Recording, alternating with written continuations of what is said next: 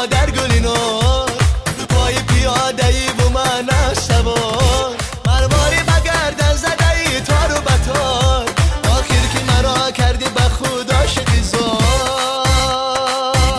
چادر گلینارم ای تازه نگارم من بچه ای ره گم زده ای از سوارم من عاشقی زارم چادر گلینارم در دب لبان صد و یک بوسه بیکارم چادر گلینارم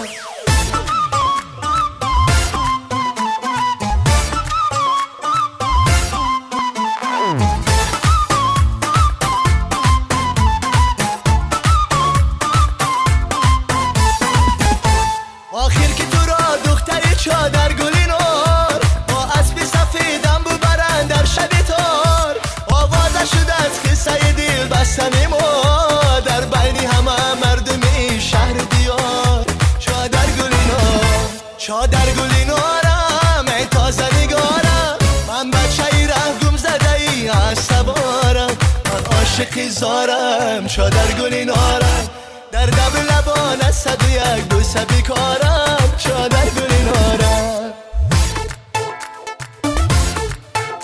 چادر گلینارم ای تازه نگارم چادر گلینارم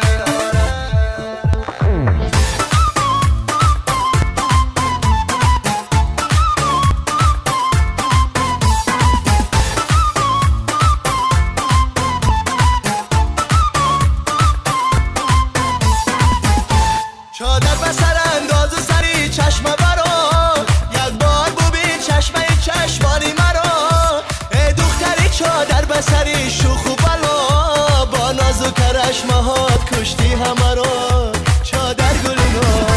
ای دختری خوش خیرامی چادر گلینار تو پای پیاده ای و من سوار مرواری بگردن زده ای تار و بتار آخر که مرا کردی به خود عاشقی زار